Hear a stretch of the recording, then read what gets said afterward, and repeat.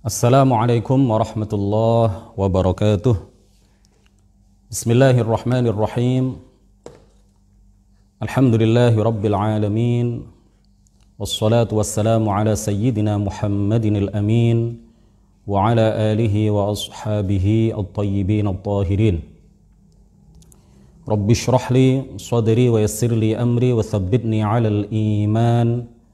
Allahumma la sahla illa ma ja'altahu sahla wa anta ya hayyu ya qayyum taj'alul hazna idza syi'ta sahla.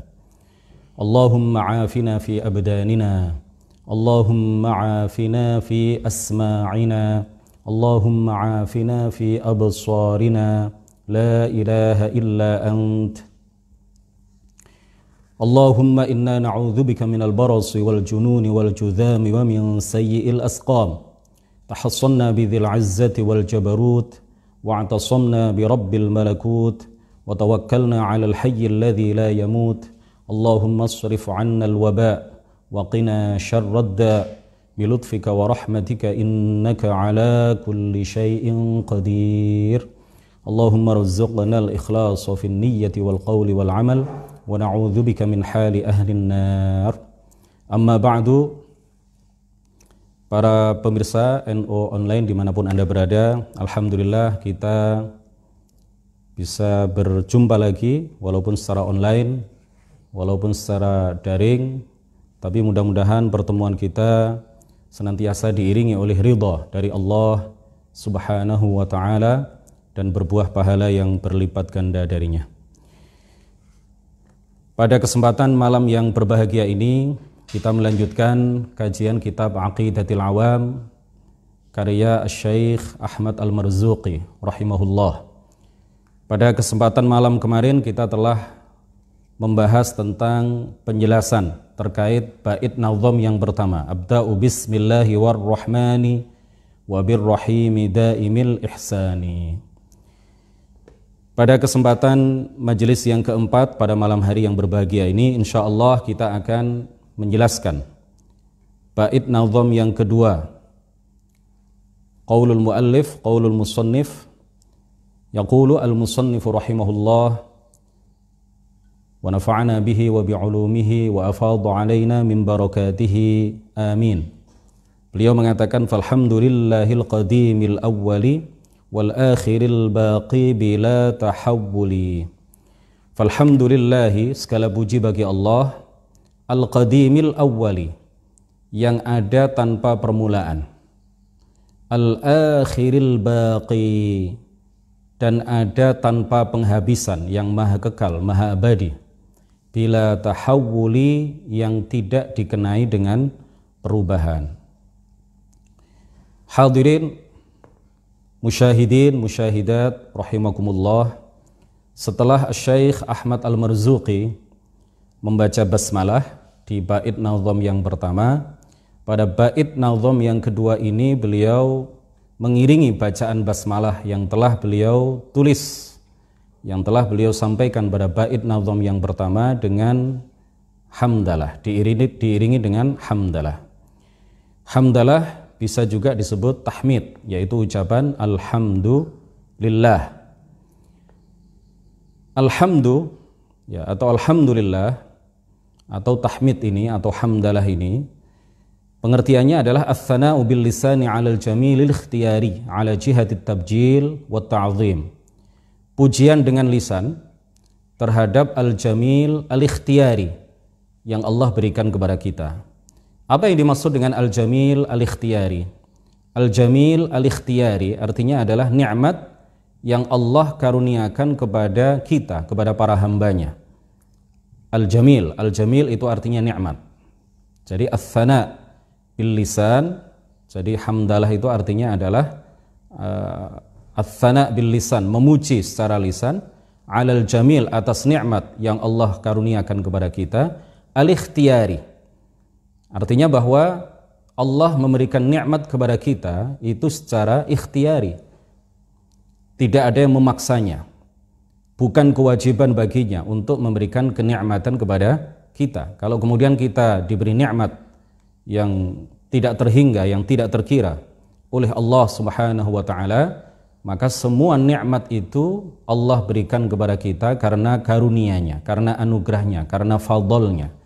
Karena fadlnya, ya, karena fadl Allah Subhanahu wa taala, Allah memberikan karunia berupa nikmat-nikmatnya kepada kita semuanya yang tidak dapat kita hitung satu persatu, saking banyaknya. Jadi akidah ahli sunnah wal jamaah menyatakan bahwa Allah Subhanahu wa taala tidak berkewajiban apapun kepada kita. Justru kitalah yang dibebani untuk melakukan berbagai kewajiban kepada Allah Subhanahu wa taala, sedangkan Allah tidak berkewajiban apapun kepada kita. Di dalam akidah ahli sunnati wal jamaah ini wajib kita yakini bahwa Allah tidak berkewajiban melakukan atau berbuat apapun kepada kita. Oleh karena itulah di kitab Zubat dikatakan kadzalahu an yu'limal atfala wa wasfuhu bidzalimi istahala. Jadi Allah itu jika berkehendak, Allah akan menjadikan anak-anak kecil yang belum balik itu sakit. Wa wasfuhu bidzalimi istahala. Dan ketika anak kecil itu dijadikan atau diciptakan atau dikehendaki, ditentukan, ditakdirkan sakit oleh Allah Subhanahu wa taala, maka tidak boleh kita mengatakan bahwa Allah zalim. Jadi Allah tidak berkewajiban melakukan apapun termasuk terhadap anak kecil yang tidak punya dosa sama sekali. Anak kecil, dia panas, dia sakit flu, dia terkena berbagai penyakit misalkan, walaupun dia tidak pernah berbuat maksiat kepada Allah, tetapi pada waktu yang sama Allah memberikan rasa sakit kepadanya, Allah memberikan berbagai penyakit kepadanya. Ini Allah masya Allahu kan wa ma lam yasha lam yakun. Apapun yang Allah kehendaki pasti terjadi. Apapun yang Dia kehendaki, maka yaf'alu ma yasha fi mulkihi. La yus'alu amma yaf'al wa hum yus'alun. Allah tidak ditanya mengenai apa yang Dia perbuat. Allah tidak ditanya mengenai apa yang Dia lakukan. Karena kita dan apa yang kita miliki semuanya adalah milik Allah Subhanahu wa taala, dan Allah berbuat apapun terhadap miliknya itu sesuai dengan apa yang Dia kehendaki.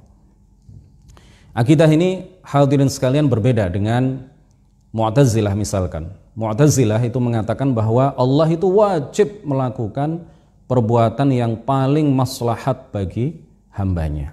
Ini bukanlah akidah ahli sunnah wal jamaah. Ini adalah akidah yang diyakini dan disebarkan oleh orang-orang Mu'tazilah.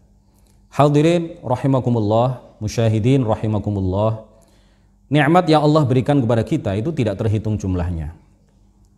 Kita diberi kaki, nikmat kaki, bisa berjalan ke majelis-majelis ilmu. Kita diberi nikmat mata, bisa melihat, bisa membaca Al-Quran.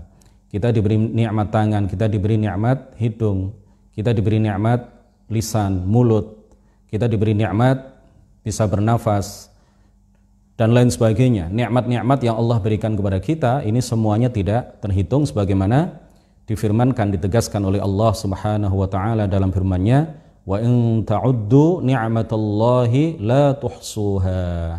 Jika kalian menghitung-hitung nikmat Allah, maka kalian tidak akan mampu untuk menghitung semua nikmat Allah yang Allah berikan kepada kalian, saking banyaknya nikmat-nikmat tersebut. Jadi tugas kita sebagai para hamba apa terhadap nikmat yang Allah berikan kepada kita?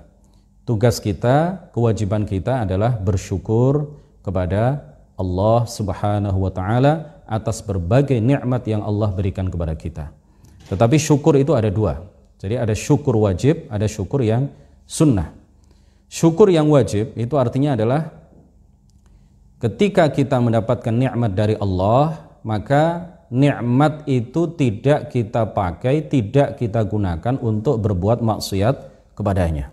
Tetapi sebaliknya, kita gunakan nikmat itu untuk melakukan berbagai kewajiban, berbagai ibadah, berbagai ketaatan, berbagai kebaikan kepada Allah Subhanahu wa ta'ala. Itu artinya syukur yang wajib. Kemudian yang kedua, sebelum yang kedua, syukur yang wajib ini tidak bisa dilakukan ya, kecuali dengan ilmu. Ya, kecuali dengan ilmu.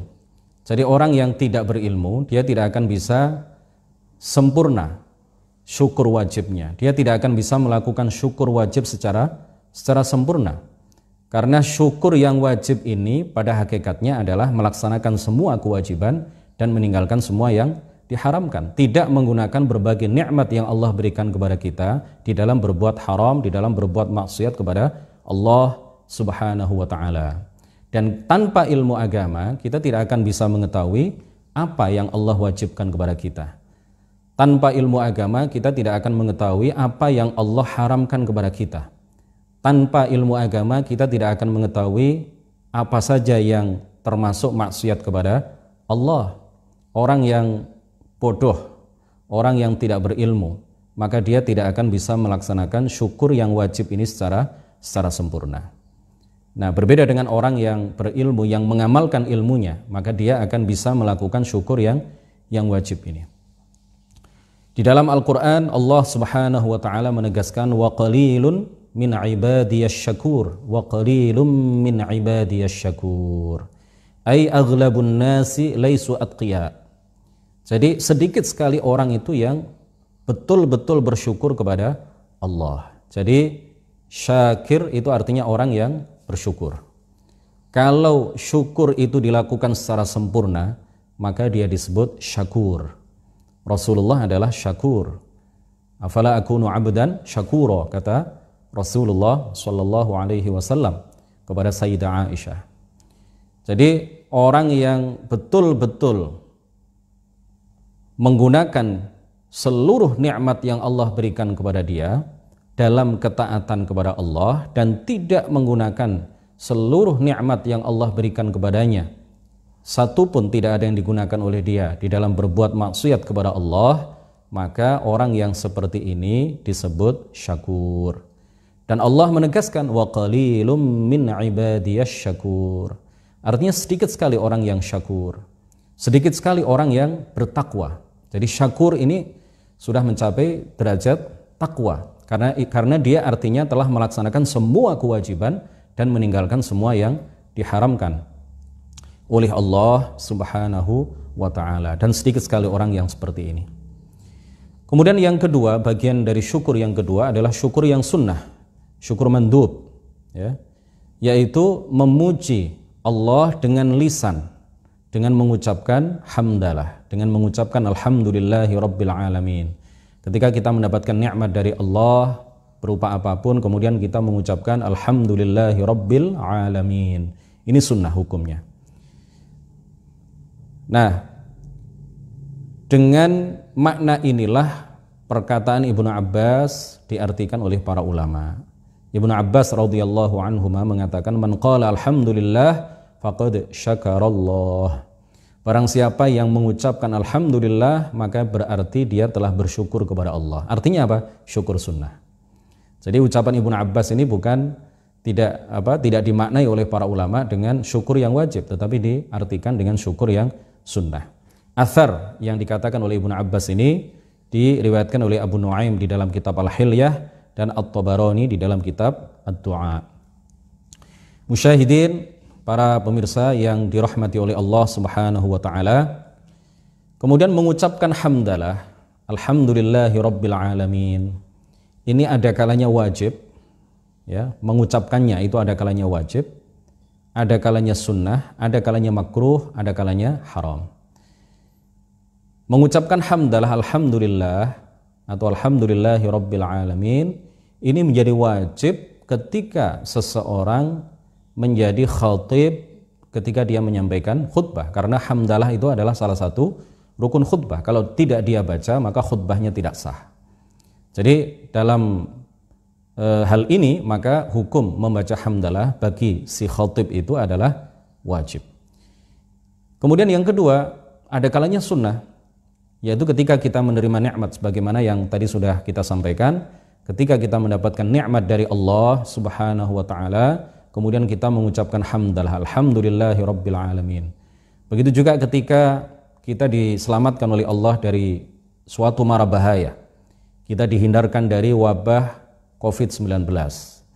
Seluruh orang satu kampung terkena, kemudian saya sendiri misalkan ya, atau si fulan sendiri tidak terinfeksi, tidak terpapar virus corona atau COVID-19. Kemudian dia mengucapkan alhamdulillahirabbil alamin, maka ini hukumnya adalah sunnah. Kemudian yang ketiga, makruh. Jadi orang mengucapkan hamdalah itu bisa jadi hukumnya adalah makruh, yaitu ketika ada seseorang yang berada di WC, sedang keluar kotoran atau sedang keluar air kencing, kemudian dia bersin lalu mengucapkan hamdalah, alhamdulillah. Ini hukumnya apa? Makruh. Sebaiknya jangan dilakukan. Jadi makruh itu artinya apa? Sebaiknya jangan dilakukan. Jadi kalau dalam kondisi seperti ini, maka dia diam saja. Karena zikir di dalam WC itu hukumnya adalah makruh. Secara lisan ya. Kalau zikir dalam hati silahkan. Tetapi kalau zikir secara lisan, maka hukumnya adalah makruh. Yang keempat, bisa jadi orang yang mengucapkan hamdalah, alhamdulillah, itu terjatuh ke dalam perbuatan haram. Seperti apabila ada seseorang yang bermain judi, kemudian dia menang 1 miliar, lalu dia mengucapkan alhamdulillahirabbil alamin. Hukumnya apa? Haram. Jadi orang yang seperti ini menang lotre, menang judi, lalu dia mengucapkan alhamdulillahirabbil alamin, hukumnya adalah haram.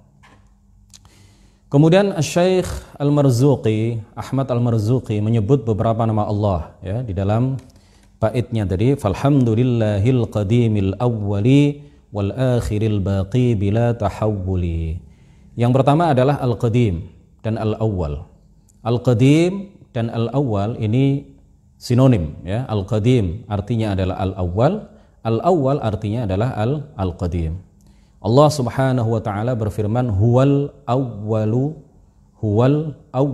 hanya dialah yang maha awal, hanya dialah yang tidak bermula. Kalau al-awwal dalilnya ada di dalam Al-Qur'an. Sedangkan al-qadim ini ijma' para ulama ahli sunnati wal jamaah boleh dinisbatkan atau disifatkan kepada Allah Subhanahu wa taala. Jadi al-qadim dan al-awwal itu artinya adalah zat yang tidak bermula, zat yang tidak didahului oleh ketiadaan, zat yang tidak memiliki permulaan. Jadi adanya Allah Subhanahu wa taala itu tanpa permulaan.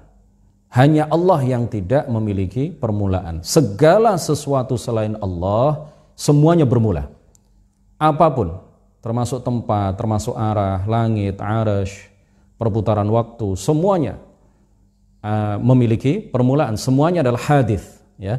Apapun selain Allah, seluruh alam, seluruh makhluk, apapun jenisnya, siapapun dia, semuanya memiliki permulaan. Satu-satunya zat yang tidak bermula, satu-satunya zat yang tidak didahului oleh ketiadaan hanya Allah Subhanahu wa taala.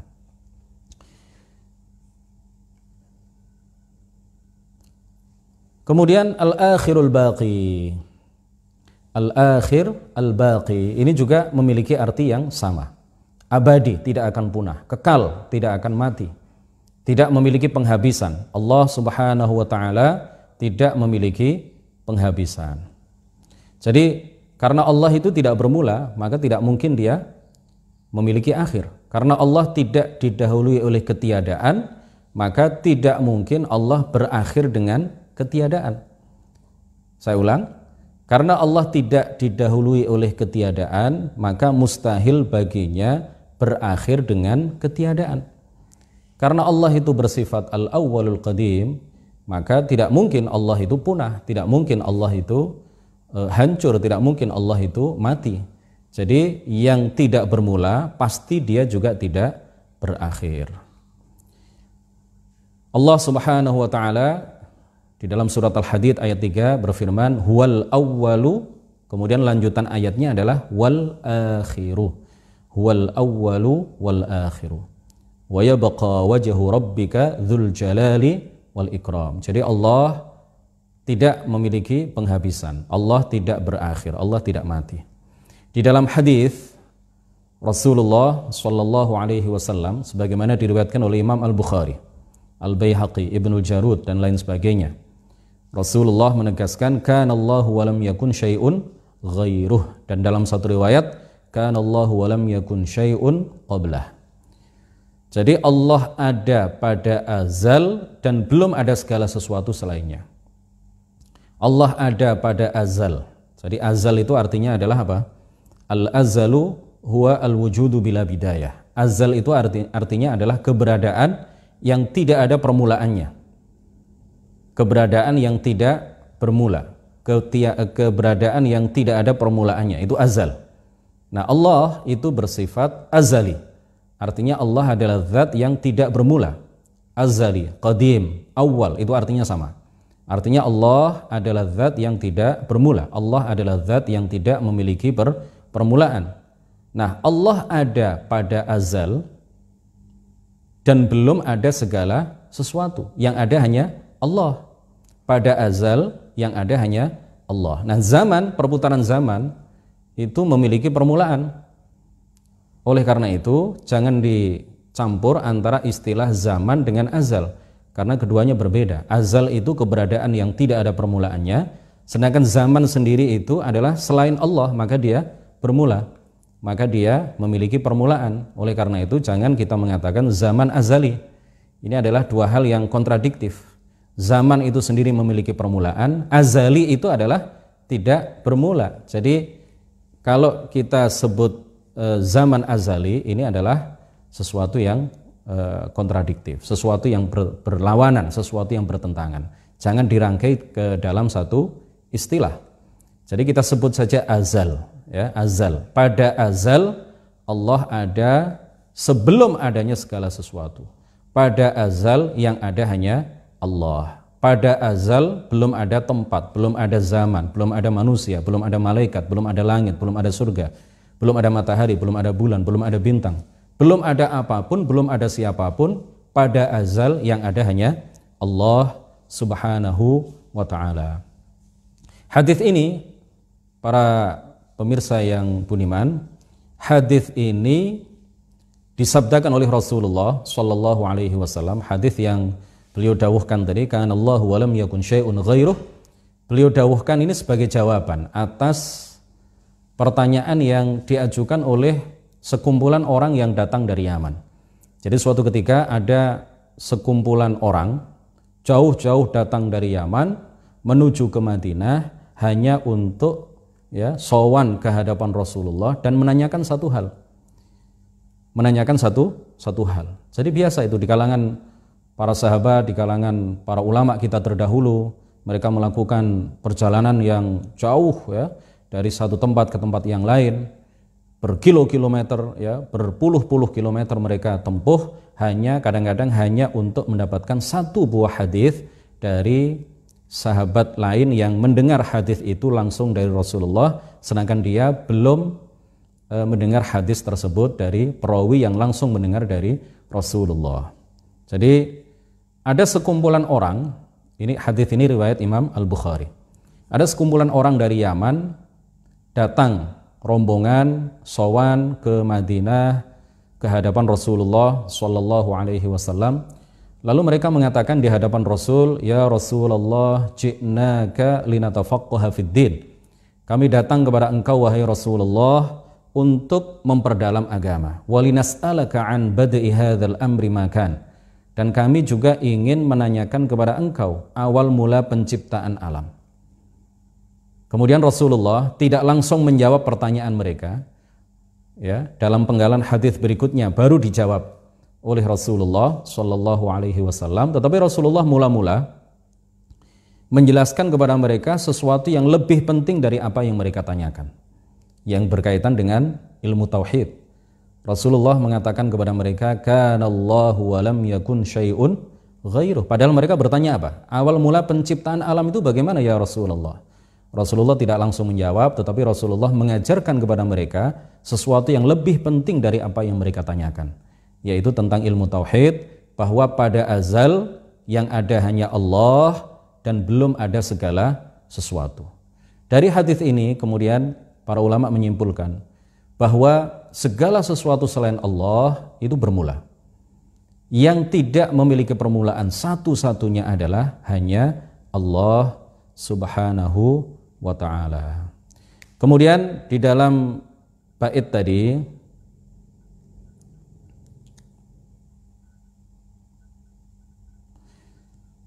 Sahibun Nazm, Sahibul Manzumah juga mengatakan apa? Bila tahawuli.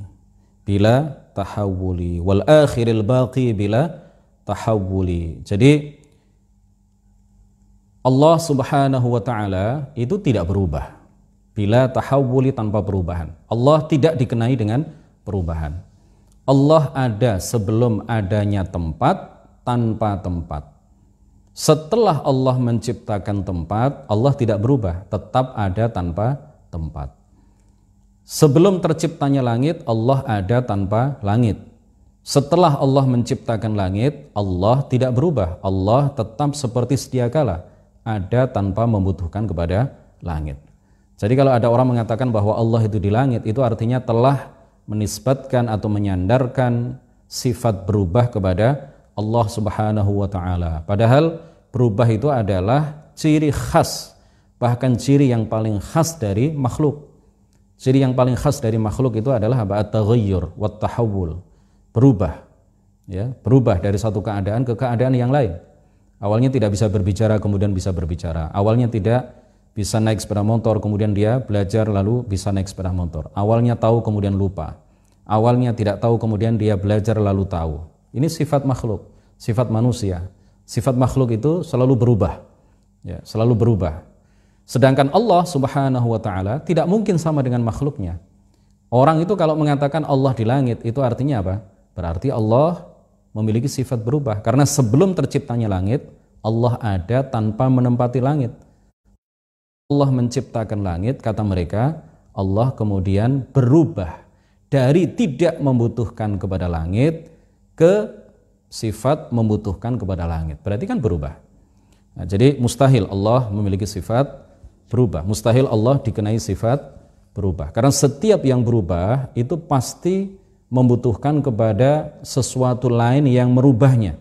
Membutuhkan kepada zat yang merubahnya. Sedangkan Allah itu tidak butuh kepada siapa-siapa.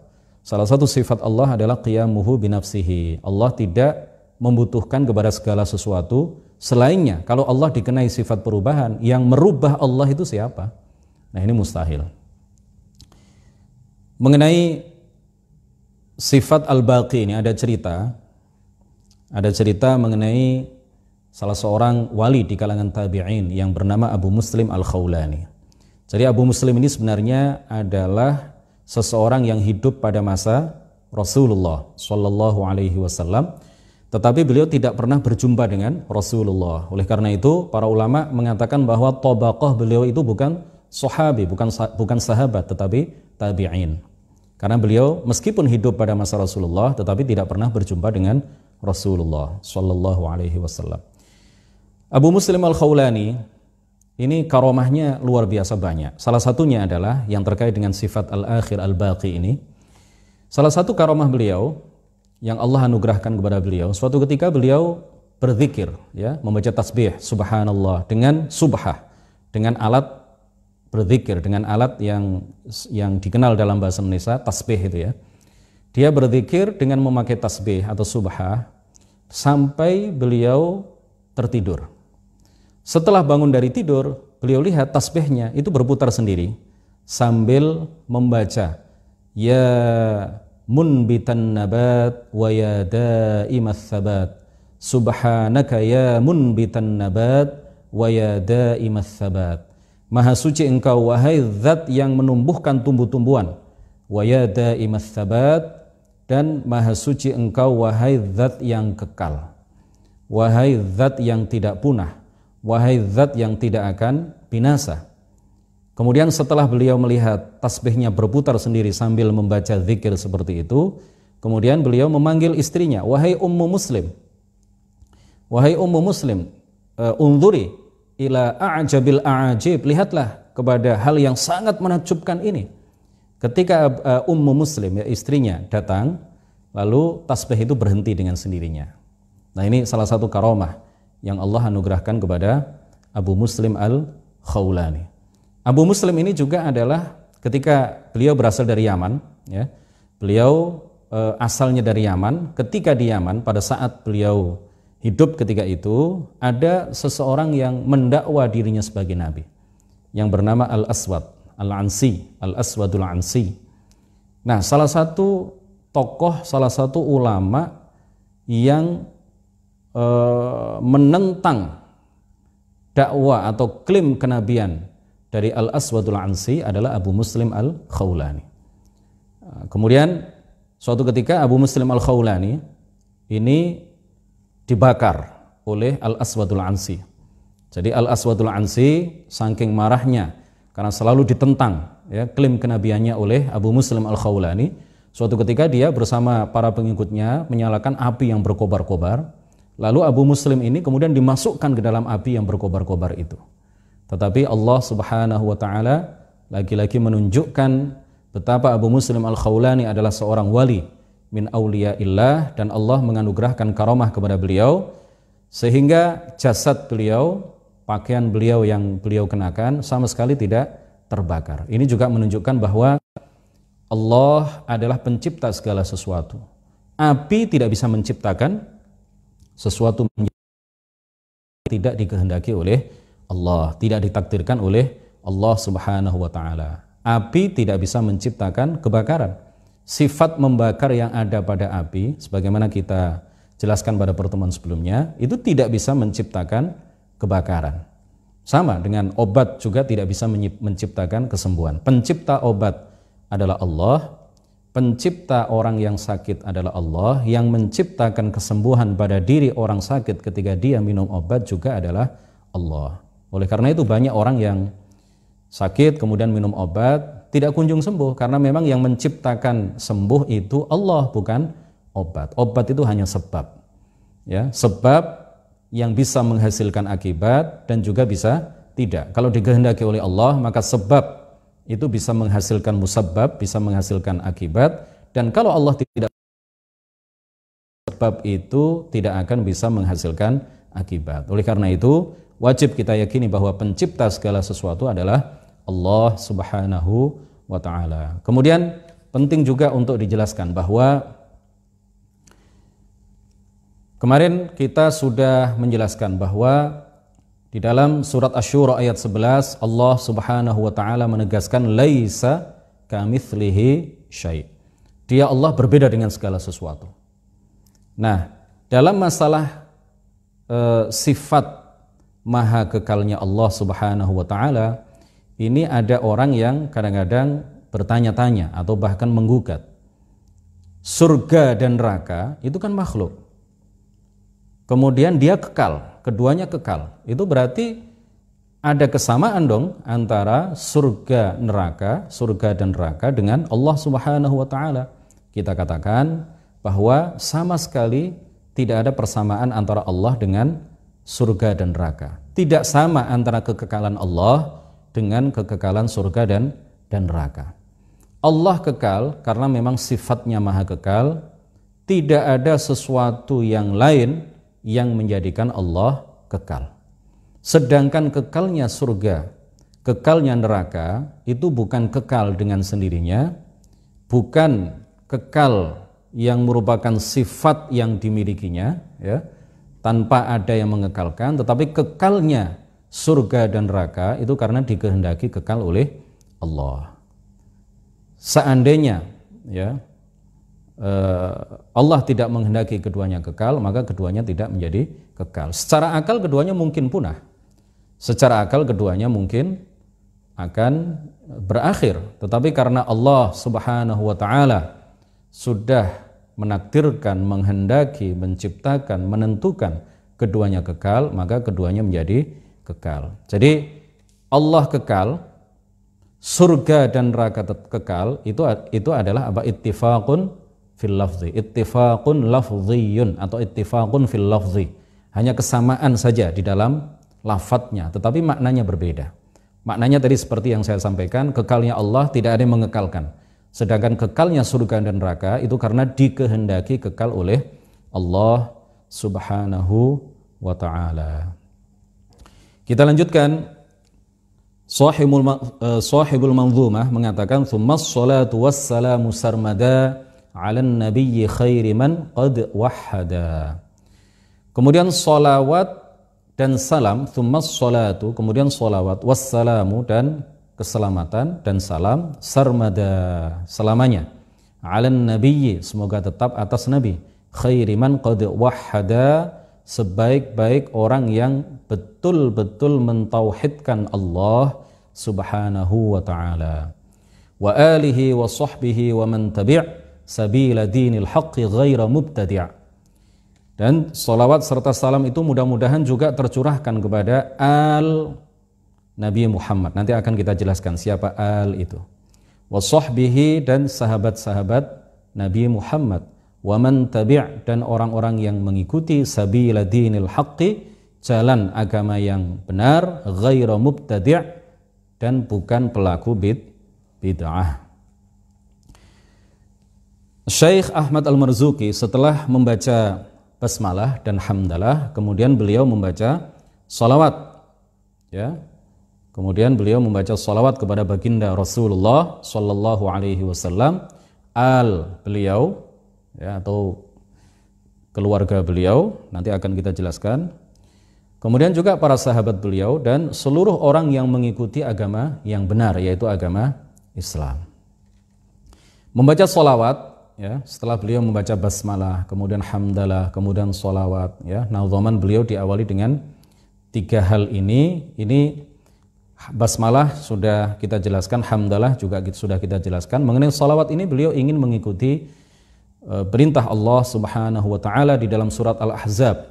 Innallaha wa malaikatahu yusalluna 'alan nabi ya ayyuhalladzina amanu sallu alaihi wa sallimu taslima. Sesungguhnya Allah subhanahu wa ta'ala dan para malaikatnya bersolawat kepada Nabi. Wahai orang-orang yang beriman, bersolawatlah kalian dan bersalamlah kalian kepada Rasulullah sallallahu alaihi wasallam. Ketika kita mengatakan Allah bersolawat kepada Nabi, itu artinya Allah merahmati Nabi. Allah memberikan rahmatnya kepada Nabi. Ketika kita mengatakan para malaikat bersolawat kepada Nabi, itu artinya para malaikat beristighfar untuk Nabi. Ketika orang-orang yang beriman, kita, ya, hamba-hamba Allah, ketika dikatakan bahwa kita ini bersolawat kepada Rasulullah sallallahu alaihi wasallam, itu artinya kita meminta kepada Allah tambahan kebaikan dan tambahan keagungan, tambahan kemuliaan untuk Nabi Muhammad sallallahu alaihi wasallam. Ai zidhu syarafan wa ta'zima. Jadi ya Allah, ketika kita mengatakan Allahumma sholli ala Muhammad, Allahumma sholli ala sayyidina Muhammad, ya Allah limpahkanlah salawat kepada Nabi Muhammad, itu artinya ya Allah tambahkanlah kepadanya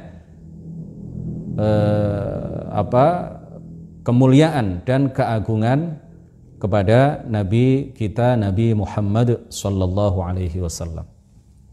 Sedangkan apabila kita mengucapkan salam, Allahumma sholli wa sallim, ya, kepada baginda Nabi besar Muhammad sallallahu alaihi wasallam, itu artinya kita meminta kepada Allah agar hal-hal yang dikhawatirkan Nabi terjadi pada umatnya itu tidak terjadi.